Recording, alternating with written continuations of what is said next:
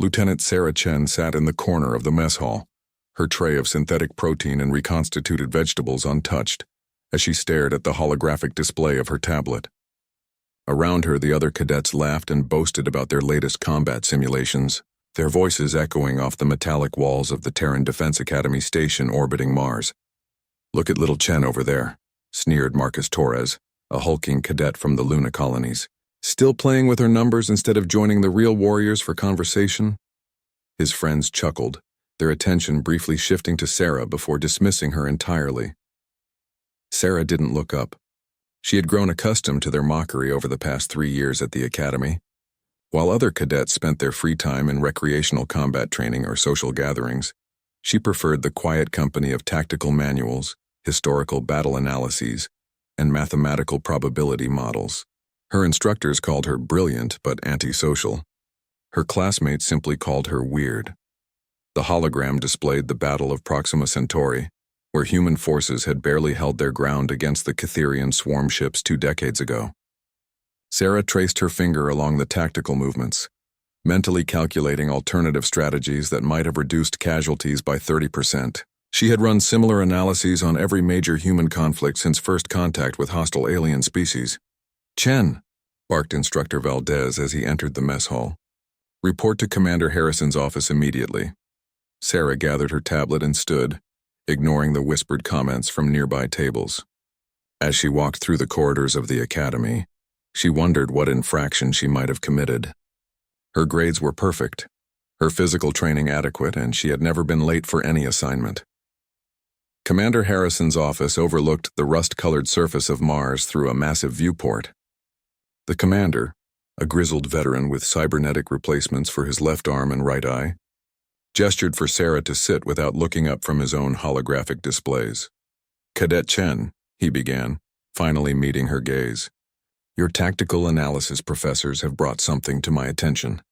Apparently, you've been submitting unauthorized battle plan modifications for historical engagements." Sarah straightened in her chair. "Sir, I was simply exploring alternative strategic approaches for educational purposes." "Educational purposes." Harrison leaned back, studying her with his artificial eye. "Tell me, what did you find wrong with Admiral Morrison's strategy at Kepler 442? "Sir, the Admiral committed 70% of our fleet to a frontal assault when the enemy's defensive positioning clearly favored hit-and-run tactics utilizing the asteroid field's gravitational anomalies. A coordinated strike using smaller squadrons could have achieved victory with 40% fewer casualties." Harrison nodded slowly. "And the Battle of Wolf 359? General Patterson failed to account for the Zephyrian electromagnetic pulse capabilities. Had our forces maintained proper spacing and utilized shielded communication relays positioned at calculated intervals, the enemy's surprise attack would have been neutralized within the first 12 minutes of engagement." For the next hour, Harrison quizzed Sarah on various battles, each time receiving detailed tactical breakdowns that demonstrated glaring flaws in the original human strategies. When he finally dismissed her, Sarah felt more confused than before. 3 days later, the Academy received an emergency alert. The outer rim colonies of Tau Ceti had gone silent. Long-range sensors detected massive energy signatures consistent with Catherian war fleets moving toward human space. All graduating cadets were to be assigned to active duty immediately. The ceremony that should have taken place in 6 months was hastily conducted in the main hangar bay. Sarah found herself assigned to the UES Valiant, a heavy cruiser under the command of Captain Rodriguez. As she boarded the ship with her classmates, she overheard Marcus Torres bragging to anyone who would listen. "Finally, some real action," he said, hefting his pulse rifle. "I've been waiting to show these aliens what human warriors can do." Sarah quietly made her way to her assigned quarters, a cramped room barely large enough for a bunk and small desk. She had been assigned to the Tactical Analysis Division, essentially a desk job that would keep her far from any real combat. It was exactly what everyone expected of the quiet girl who preferred books to battles. The Valiant joined a hastily assembled fleet of 37 ships, the largest force humanity had managed to field since the war began. As they jumped toward the Tau Ceti system, Sarah spent her time in the tactical center, analyzing sensor data and running probability calculations on enemy fleet movements. The other analysts, all seasoned veterans, barely acknowledged her presence. Lieutenant Wong, the department head, assigned her to data verification duties while the experienced staff handled actual strategic planning. Sarah found herself checking sensor calibrations and filing routine reports while battles raged across multiple star systems. Days passed in hyperspace, the fleet moving steadily toward what intelligence suggested would be the largest engagement in human history. During this time, Sarah noticed patterns in the enemy movements that the senior analysts seemed to miss. The Catherian fleets weren't randomly attacking human colonies, They were systematically isolating key strategic positions while leaving certain sectors completely untouched. She tried to bring her observations to Lieutenant Wong's attention, but he dismissed her concerns with barely concealed irritation. "Cadet, your job is to verify sensor data, not to question the analysis of officers with years of combat experience." Sarah returned to her duties, but continued her own private analysis. Using the ship's secondary computers during off-duty hours, she mapped every Catherian movement over the past 6 months. A clear pattern emerged. The aliens were not trying to destroy humanity's military capacity. They were herding human forces toward specific locations. When the fleet finally dropped out of hyperspace at the edge of the Tau Ceti system, they found themselves facing an overwhelming sight. Hundreds of Catherian vessels filled the space around the system's outer planets, their organic-looking ships pulsing with bioluminescent patterns that suggested some form of communication. "My God," whispered Captain Rodriguez from the bridge. "There are so many of them." The tactical center erupted into controlled chaos as officers tried to process the massive amount of data streaming from their sensors. Sarah watched the displays with growing alarm. The Catherian fleet positioning was precisely what her models had predicted. Carefully orchestrated trap designed to eliminate the gathered human forces in a single decisive engagement. She looked around the tactical center, seeing the grim faces of experienced officers who were just beginning to realize what they faced. In that moment, Sarah understood that all her years of quiet study and analysis had led to this single point in time. The fate of humanity might well depend on whether anyone would listen to the quiet girl they had always dismissed. The UES Valiant shuddered as the first Catherian energy discharges struck their forward shields. Sarah gripped her console as alarms blared throughout the tactical center, red emergency lights casting eerie shadows across the faces of the crew. "All ships, maintain formation, Delta 7, Admiral Morrison's voice crackled over the communication system. "Prepare for frontal assault on enemy positions."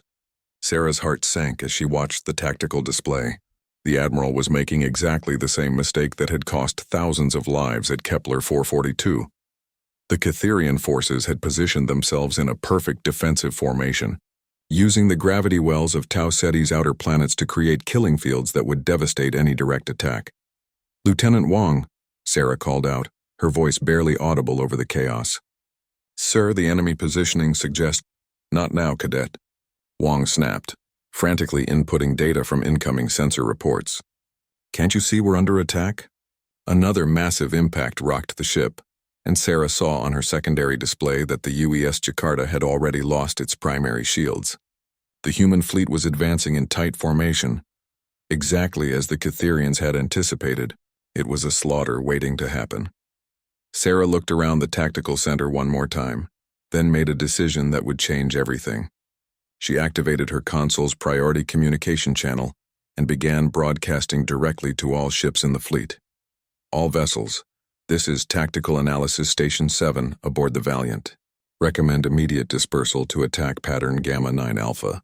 Enemy forces are channeling our approach through gravitational corridors that will maximize their defensive advantage." "Who the hell is that?" Admiral Morrison's voice boomed over the comm. "Identify yourself immediately." Sarah swallowed hard, knowing her career was likely over regardless of what happened next. "Cadet Sarah Chen, sir. The enemy has positioned their fleet to exploit our formation's blind spots. If we maintain current course, casualty projections exceed 70% within the first hour of engagement." The communication channel erupted with angry voices from multiple ship commanders, but Sarah continued her analysis. "Recommend splitting fleet into 3 squadrons utilizing asteroid field positions, Charlie through Echo. Secondary attack vectors will force enemy forces to divide their defensive fire, while our smaller groups exploit gravitationa, slingshot maneuvers around planetary bodies. Cadet Chen, you are in direct violation of communication protocols, Admiral Morrison thundered. Return to your assigned duties immediately. But Captain Rodriguez's voice cut through the chaos. Admiral, with respect, we should hear her out. The enemy formation does look suspiciously like the trap at Kepler 442. Sarah seized the opportunity. Sir, I've analyzed every major engagement between human and Catherian forces over the past 20 years. They consistently use gravitational advantages and force concentration tactics, but they have two critical weaknesses. They require time to adjust formations when facing multiple simultaneous threats, and their bioships show decreased coordination when separated from their command vessels. She quickly transmitted her tactical analysis to all ships in the fleet. The holographic displays showed enemy positions, projected attack vectors, and probability calculations for various strategic approaches. The main command vessel is positioned here, Sarah continued, highlighting a massive Catherian ship at the center of their formation. It's directing the bioship coordination through some form of quantum entanglement communication. If we can isolate and disable it while simultaneously attacking from multiple vectors, their entire formation will lose cohesion. Lieutenant Wang stared at Sarah in shock. He had been analyzing the same data for hours without recognizing the patterns she had identified in minutes. Other officers in the tactical center began studying her projections with growing interest. Cadet, Admiral Morrison's voice had lost some of its anger. What you're proposing would require precise timing and coordination beyond anything we've attempted in previous engagements. Yes, sir, Sarah replied, her confidence growing. But the alternative is proceeding with a frontal assault that mathematical models indicate has only a 17% probability of success. The fleet held position as heated discussions raged between ship commanders. Sarah could hear fragments of arguments from the open communication channels. Some officers dismissed her as an inexperienced cadet, while others pointed out that conventional tactics had failed repeatedly against Catherian forces. Finally, Captain Rodriguez spoke up. Admiral, request permission to test Cadet Chen's analysis with a limited maneuver. If her calculations are correct, we should see specific responses from enemy formations. After a long pause, Admiral Morrison granted permission for a small probe. 3 ships peeled away from the main formation and approached the asteroid field as Sarah had suggested. Immediately, the Catherian response confirmed her predictions.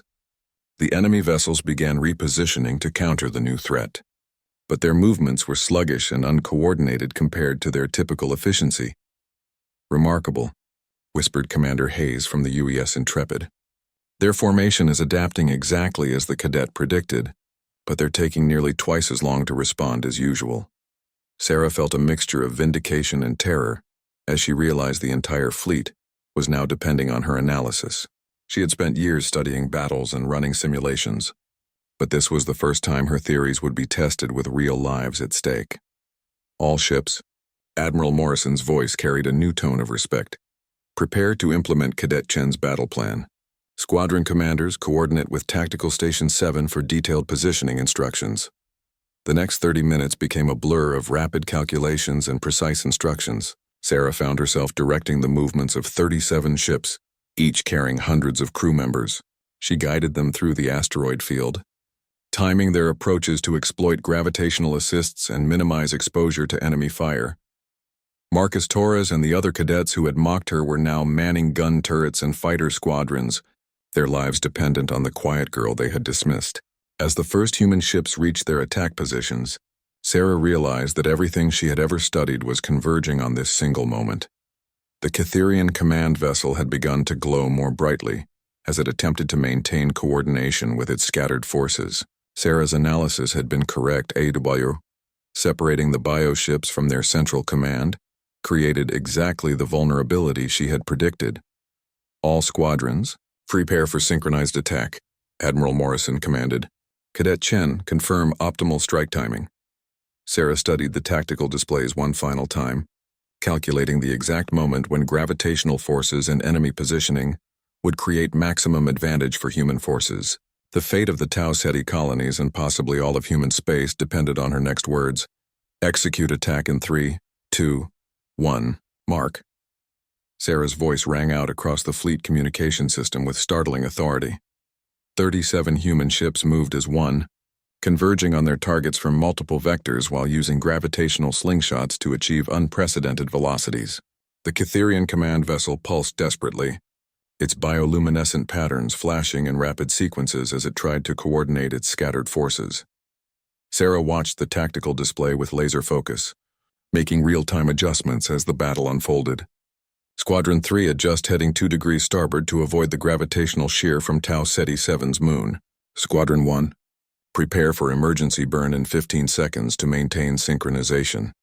The asteroid field erupted with weapons fire as human ships emerged from their hiding positions exactly as Sarah had calculated. Cytherian bioships, caught between multiple attacking forces, found themselves unable to concentrate their defensive capabilities effectively.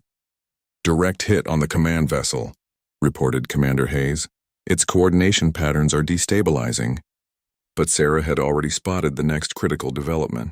Admiral, enemy reinforcements incoming from the inner system. 12 heavy biocruisers. Arrival in 4 minutes. We need to complete the primary objective before they reach optimal firing range. The UES Valiant shook under enemy fire as Captain Rodriguez pushed the ship to its limits, following Sarah's precise navigation instructions through the chaotic battlefield.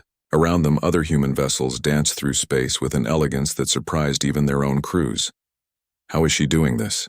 Lieutenant Wong muttered, watching Sarah coordinate fleet movements while simultaneously tracking enemy response patterns. It's like she can see the entire battle 3 moves ahead.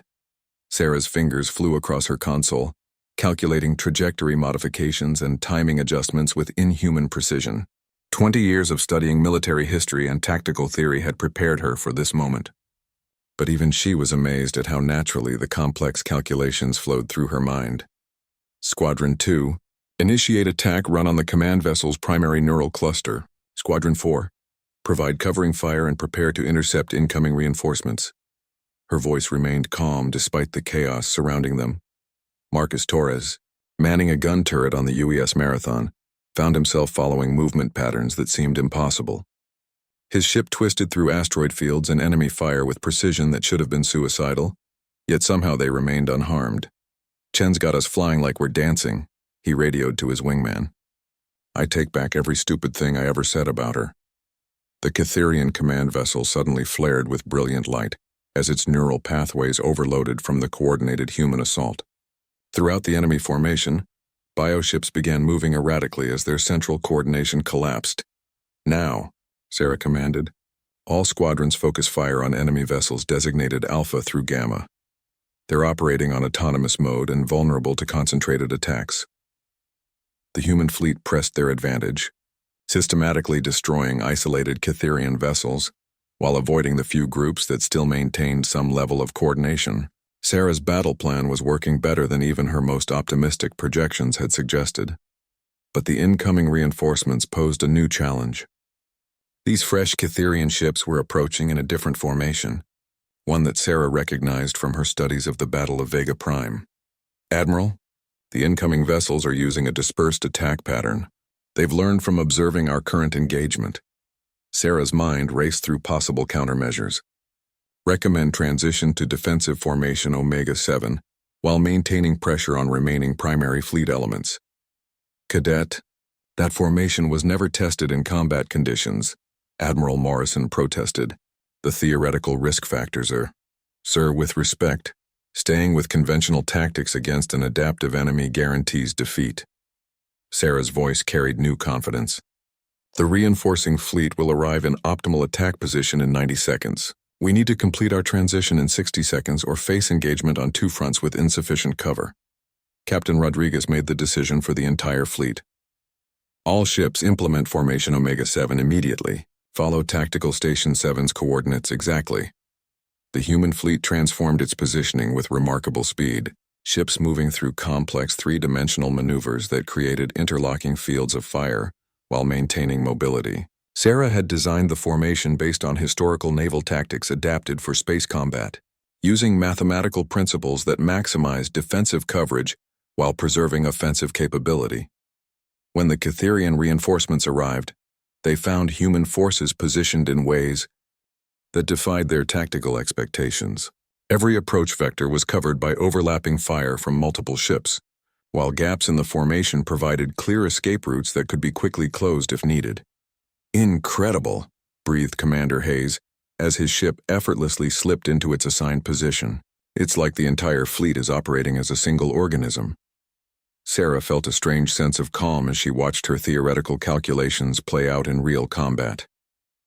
The patterns she had studied in ancient naval battles, the mathematical model she had refined through countless simulations, all merged into an elegant dance of destruction that turned human technological disadvantages into tactical superiority. The Catherian reinforcements, faced with an enemy formation they had never encountered, made the fatal mistake of attempting their traditional concentrated assault. Human ships flowed around their attacks like water around stones, always maintaining superior positioning while delivering devastating coordinated strikes. "Enemy command structure is completely disrupted," reported Lieutenant Wong, his earlier skepticism replaced by genuine admiration. "They're operating as individual units with no overall coordination." Sarah nodded, already calculating the final phase of her battle plan. "All squadrons prepare for pursuit pattern Delta 9. We're going to eliminate every enemy vessel in this system before they can report our new tactics to their main fleet." As human ships began the systematic destruction of the remaining Catherian forces, Sarah realized that the quiet girl who had been mocked for preferring books to battles had just revolutionized human military strategy. But she also understood that this victory was only the beginning. Word of these new tactics would spread, and humanity would need every advantage they could get for the larger war that was coming. The aftermath of the Tau Ceti battle left the human fleet in stunned silence. Where conventional wisdom predicted catastrophic losses, Sarah's tactics had achieved complete victory with minimal casualties. Only 3 human ships suffered significant damage, and crew losses numbered in the dozens rather than the thousands that previous engagements had cost. Sarah sat in the tactical center, exhaustion finally overtaking the adrenaline that had sustained her through the battle. Around her, senior officers who had dismissed her as an inexperienced cadet now studied her tactical displays with reverence typically reserved for ancient military texts. "Cadet Chen," Admiral Morrison's voice came through the intercom, lacking any trace of his earlier skepticism. "Report to my ready room immediately." As Sarah made her way through the ship's corridors, she noticed something different in how the crew looked at her. Word of her role in the victory had spread throughout the fleet, and conversations stopped as she passed. Some crew members nodded respectfully, while others simply stared in amazement at the quiet young woman who had outmaneuvered an enemy that had terrorized human space for decades. Admiral Morrison's ready room had been transformed into an impromptu strategy center, with holographic displays showing the tactical recordings of the recent battle. The Admiral gestured for Sarah to sit, his expression mixing respect with barely concealed amazement. "Cadet, I've been fighting the Catherians for 15 years. In that time, humanity has won perhaps 6 engagements out of over 40 major battles. Today, you delivered the most decisive victory in our species' history." He paused, studying her carefully. "How?" Sarah considered her answer carefully. "Sir, most human tactical doctrine assumes we need to match Catherian advantages in firepower and coordination. Instead, I focused on exploiting their weaknesses. Their bioships require central coordination for optimal efficiency. Their formations prioritize defensive coverage over adaptive maneuvering, and their tactical responses follow predictable patterns based on previous successful engagements." "You're describing theoretical analysis," Morrison replied. "But what you accomplished today went far beyond theory. You commanded 37 ships through complex maneuvers that required split-second timing and perfect coordination. Where did you learn to do that?" "I studied every recorded human engagement against alien forces, analyzed the tactical decisions that led to both victories and defeats, then ran mathematical simulations to test alternative approaches." Sarah pulled up holographic displays showing her years of private research. "Most battles follow recognizable patterns.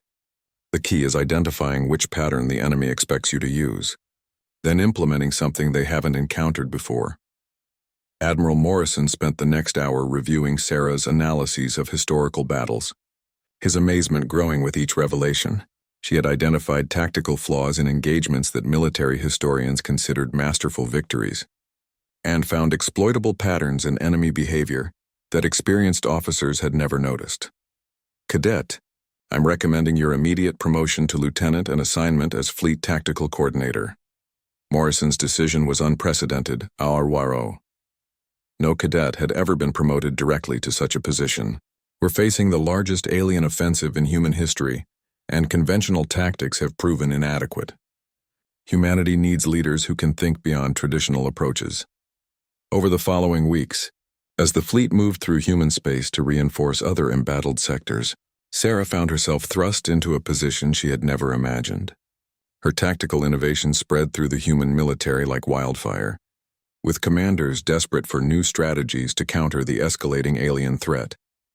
The transformation in how others treated her was dramatic and sometimes uncomfortable. Marcus Torres, who had once mocked her preference for solitude, now sought her out for conversations about tactical theory. Lieutenant Wang, her former supervisor, became her most dedicated advocate within the tactical division. Lieutenant Chen, Wang said one evening as they reviewed battle plans for the upcoming engagement at Ross 128, "I owe you an apology. I spent so many years thinking that combat experience was the only qualification that mattered. I never considered that fresh perspective might be exactly what we needed." Sarah appreciated his honesty, but she remained focused on the challenges ahead.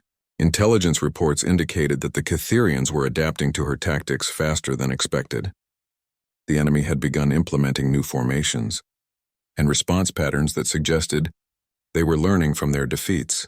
"They're evolving," she explained to the assembled fleet commanders during a strategy briefing. "Each engagement provides them with data about our new approaches. We need to stay ahead of their adaptation curve by developing tactics they can't predict based on previous battles." Captain Rodriguez, now serving as Sarah's primary liaison with the fleet command structure, raised a concern that had been troubling many officers. "Lieutenant, your strategies require unprecedented coordination between ships and precise timing that leaves little margin for error. What happens if communications are disrupted or if individual ship commanders can't execute the complex maneuvers you're designing?" It was a valid question that struck at the heart of Sarah's approach. Her tactics worked brilliantly when executed perfectly, but they required a level of precision that traditional military doctrine avoided precisely because of its vulnerability to battlefield chaos. "Sir, that's why we need to revolutionize our training protocols," Sarah replied. "Every ship commander and tactical officer needs to understand the mathematical principles behind these maneuvers, not just memorize specific movements. When officers understand the underlying logic, they can adapt to changing conditions while maintaining tactical effectiveness." This led to Sarah's next innovation, the development of accelerated, tactical training programs that taught officers to think in terms of mathematical relationships and adaptive strategies rather than rigid doctrine. She worked 18-hour days creating simulation programs that could compress years of tactical education into intensive weeks-long courses. The results were remarkable. Officers who completed Sarah's training programs began developing their own tactical innovations, creating a multiplicative effect that spread advanced strategic thinking throughout the human military hierarchy.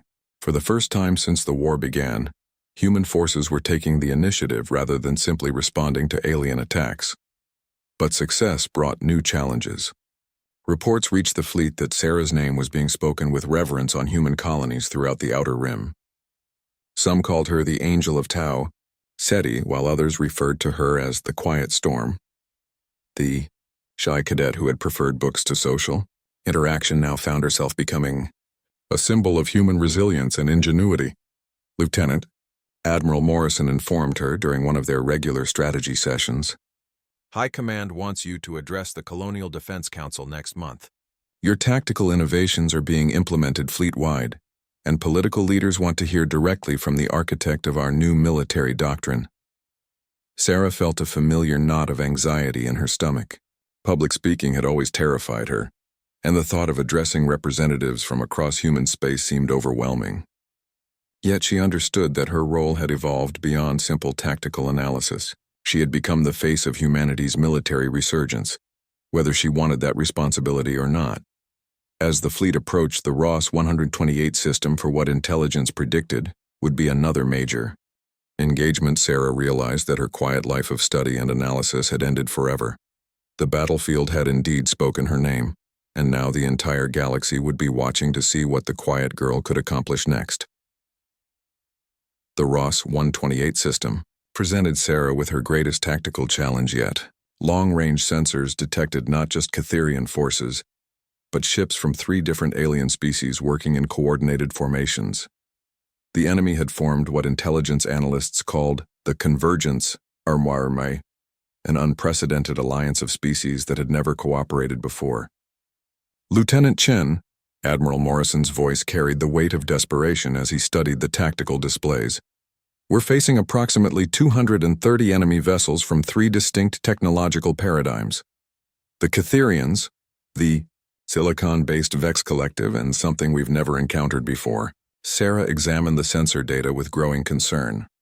The unknown alien vessels displayed technological signatures that defied classification. Their ships seemed to phase in and out of normal space, making accurate targeting nearly impossible with conventional weapons. "Sir, this isn't just a military alliance," Sarah replied, her mind racing through the implications. "They're sharing technological capabilities. The Catherian bioships are interfacing with Vex computational networks, and those unknown vessels appear to be providing some form of dimensional manipulation technology." The human fleet, now expanded to 58 ships following reinforcements from the Sol Defense Force, found itself facing an enemy that had combined the adaptive coordination of Catherian biotechnology with the ruthless efficiency of Vex, artificial intelligence, and the reality-bending capabilities of the mysterious third species. Captain Rodriguez joined the tactical conference, his expression grim. "Lieutenant, our intelligence suggests this is a test engagement. If the convergence proves successful here, similar combined forces will be deployed throughout human space. We could be facing complete annihilation within months." Sarah spent the next 72 hours in continuous analysis, barely stopping for food or sleep as she tried to develop countermeasures for an enemy unlike anything in human military history. Her usual advantage of historical precedent meant nothing when facing technological combinations that had never existed before. The breakthrough came when she realized that the aliens' greatest strength might also be their critical weakness. "They're trying to integrate 3 completely different technological and tactical philosophies," she explained to the assembled fleet commanders. "That integration requires constant communication and coordination between species that evolved in completely different environments." She highlighted specific patterns in the enemy formations on the holographic display. The Catherian bioships operate on quantum entanglement networks. The Vex use encrypted digital communications. The third species appears to utilize some form of psionic or dimensional link. They're trying to synchronize 3 incompatible systems in real time. "What's your recommendation, Lieutenant?" Admiral Morrison asked. Though his tone suggested he already knew the answer would be something unprecedented. "We force them to choose between coordination and survival," Sarah replied. "I'm proposing Operation Cascade a multi-phase attack designed to overload their integration systems by targeting the communication links between species, rather than attacking the ships themselves." The plan she outlined was audacious even by her standards. Human forces would split into specialized task groups, each designed to exploit the specific weaknesses of alien communication methods.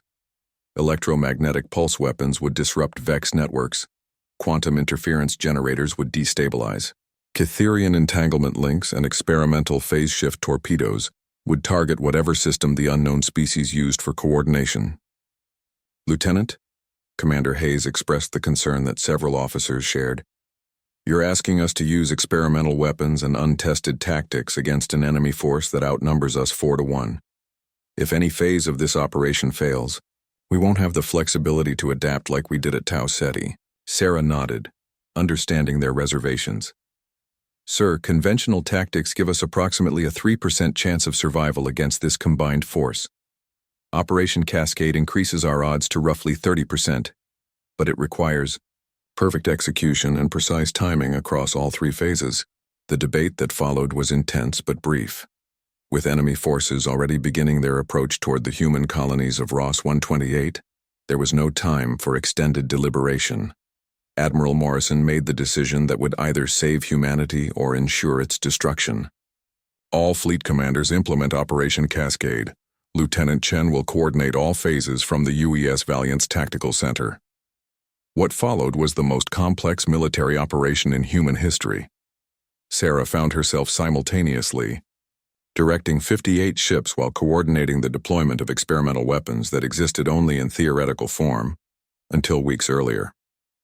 Her tactical center became a symphony of controlled chaos as officers fed her real-time data from across the battlefield. Phase 1, execute, Sarah commanded, watching as specialized human ships began targeting the electromagnetic spectrum frequencies used by Vex communication networks.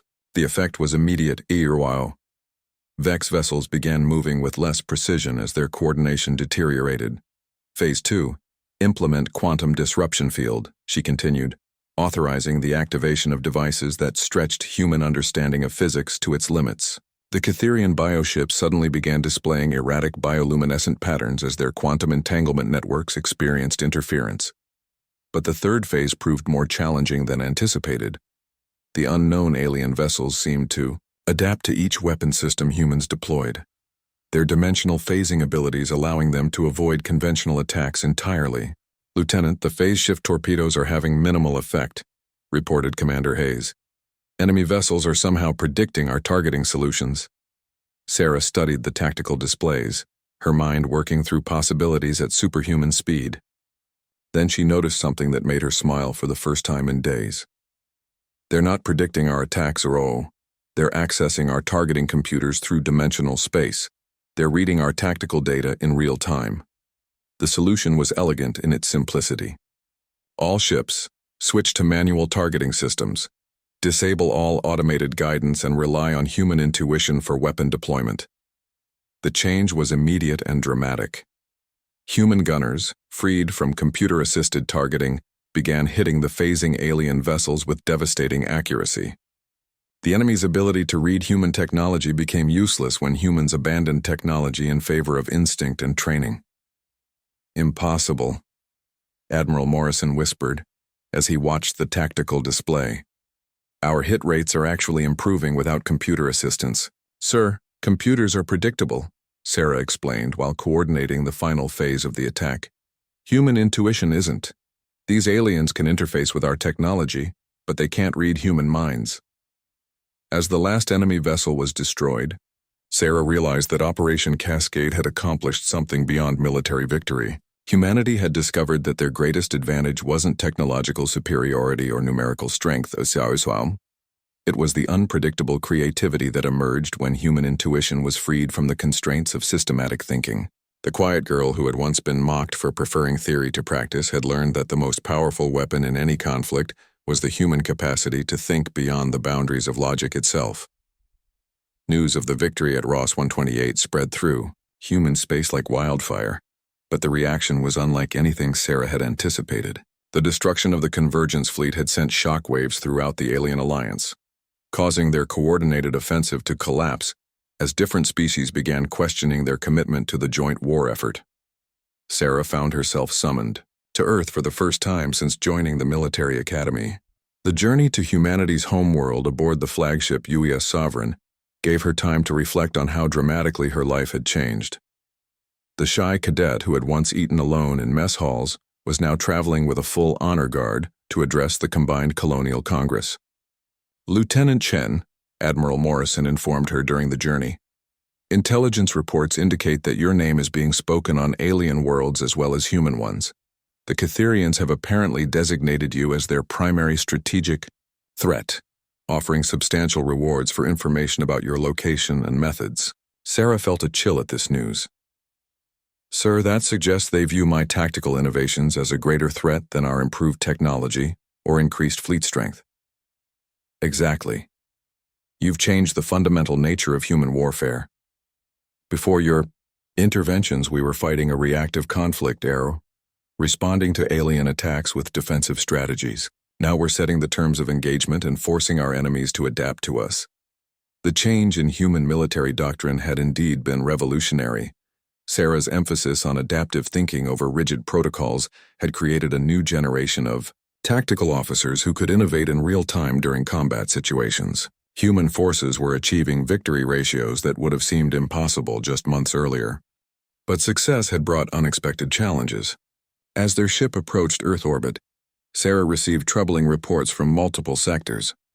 Some human commanders, emboldened by recent victories, had begun taking unnecessary risks in pursuit of glory.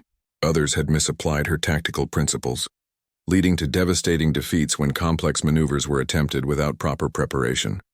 The problem, Sarah explained to Admiral Morrison, is that my tactics require officers to understand the underlying mathematical and strategic principles, not just copy specific maneuvers.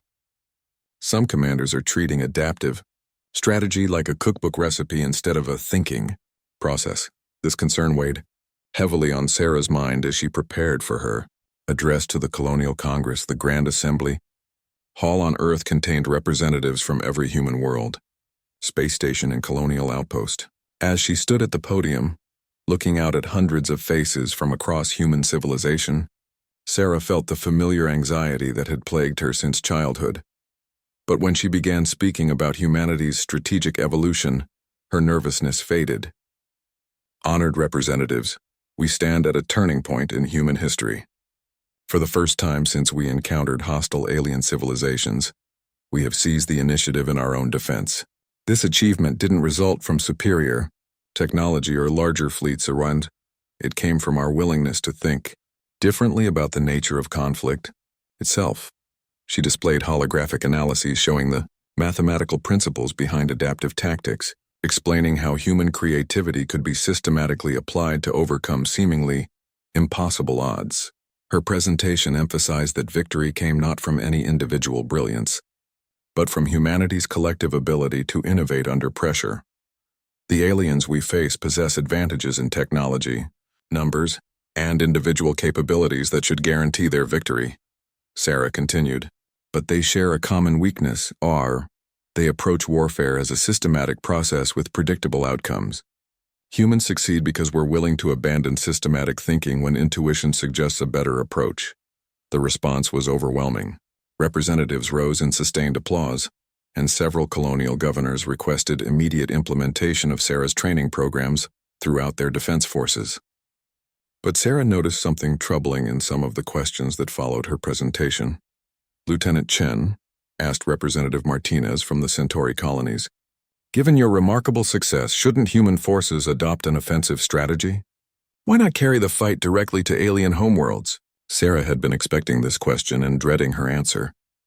Representative, our tactical advantages are primarily defensive in nature. We excel at responding to enemy initiatives with unexpected countermeasures. Initiating offensive operations against prepared alien defenses would negate many of our strategic benefits.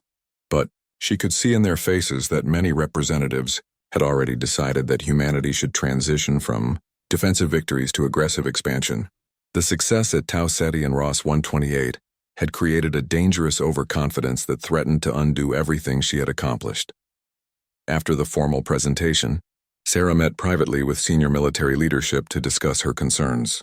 General Patterson, the highest-ranking officer in the Human Defense Forces, listened carefully to her analysis. "Lieutenant, your strategic innovations have given humanity hope for the first time in decades, but hope can become recklessness if not properly channeled. What do you recommend?"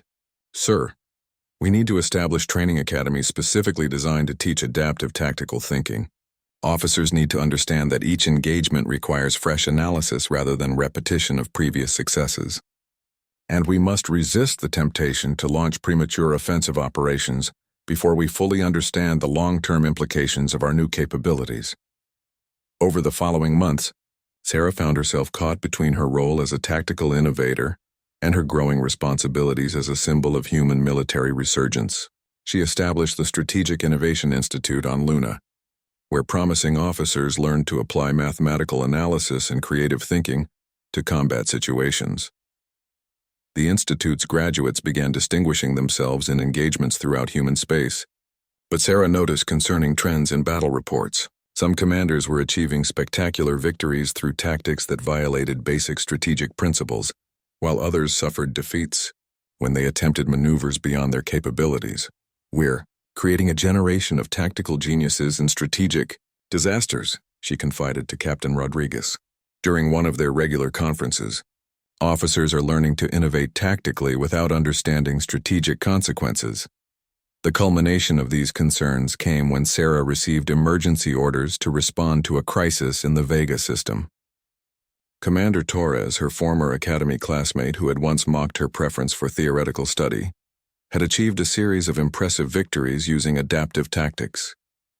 But his success had led him to attempt an ambitious operation that put 3 human colonies at risk. Lieutenant Chen, Admiral Morrison's message was grim. Commander Torres has engaged a major alien fleet using maneuvers based on your Ross 128 strategy. But he's modified the approach without understanding the mathematical constraints that made it viable. His forces are trapped and civilian populations are in immediate danger.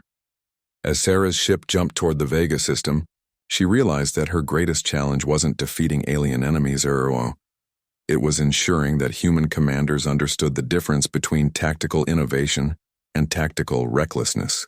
The quiet girl who had revolutionized human warfare now faced the task of preventing her own innovations from destroying the civilization she had fought to save. The battlefield had spoken her name across the galaxy, but now Sarah needed to ensure that name represented wisdom and restraint rather than just victory at any cost. The Vega system was in chaos when Sarah's fleet arrived. Commander Torres had indeed achieved initial tactical success against the alien forces, but his modified version of her strategies had created a disaster waiting to happen. His ships were scattered across 3 different orbital zones, each group isolated from the others and vulnerable to coordinated enemy counterattack.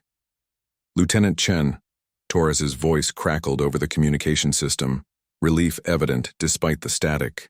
"Thank God you're here. The aliens are regrouping for a massive assault and my forces are, well, we're not in optimal position for defense." Sarah studied the tactical displays with growing alarm. Torres had attempted to implement her multi-vector approach from Ross 128, but without understanding the mathematical relationships that made such positioning viable.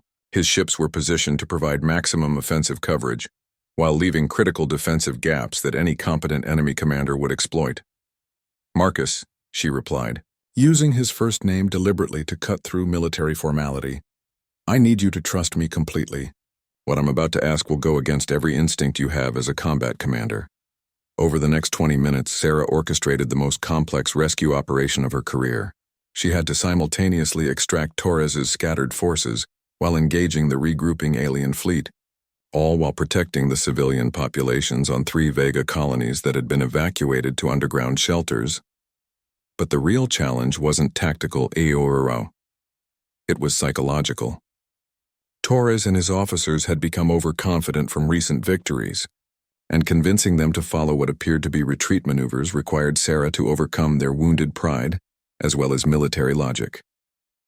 "All Torres squadron vessels," Sarah commanded, "begin immediate withdrawal to coordinates I'm transmitting. I know this looks like retreat, but trust the mathematics. The enemy is positioning for an attack that assumes you'll maintain current defensive postures." The withdrawal was executed flawlessly, but Sarah could hear grumbling from some of Torres's officers who felt they were abandoning advantageous positions. She understood their frustration from their perspective. They were giving up hard-won tactical gains for no apparent reason. The alien fleet, consisting of Catherian bioships supported by automated Vex attack vessels, moved into the positions Torres had vacated exactly as Sarah's calculations predicted. They were positioning for a devastating assault that would have annihilated the scattered human forces. "Now execute Phase 2, Sarah commanded, guiding the combined fleets into a formation that appeared to place them at a severe disadvantage. Human ships clustered around the outer edges of the system, while alien forces occupied the central orbital zones with clear firing solutions on the colonies below. "Lieutenant," Admiral Morrison's voice carried concern, "this positioning gives the enemy every advantage. Are you certain about this approach?" Sarah's response was calm despite the magnitude of what she was attempting. "Sir, the aliens are using the same coordination protocols they employed at Ross 128, but they've adapted their formations to counter the tactics we used there. They're not prepared for what we're actually going to do." What followed was Sarah's masterpiece of tactical innovation. Instead of attacking the alien fleet directly, she guided human forces through a series of maneuvers that used the gravitational fields of Vega's planets to create a cascade effect.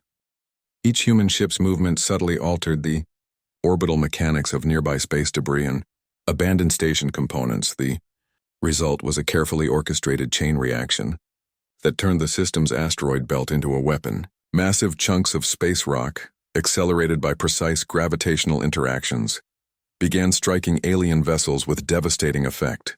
The enemy found themselves under attack by the very environment they had thought to control. "Incredible," whispered Commander Torres as he watched Sarah's plan unfold. "You turned the entire star system into a tactical weapon."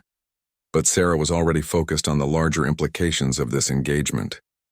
The rescue operation at Vega had demonstrated both the potential and the dangers of her tactical innovations.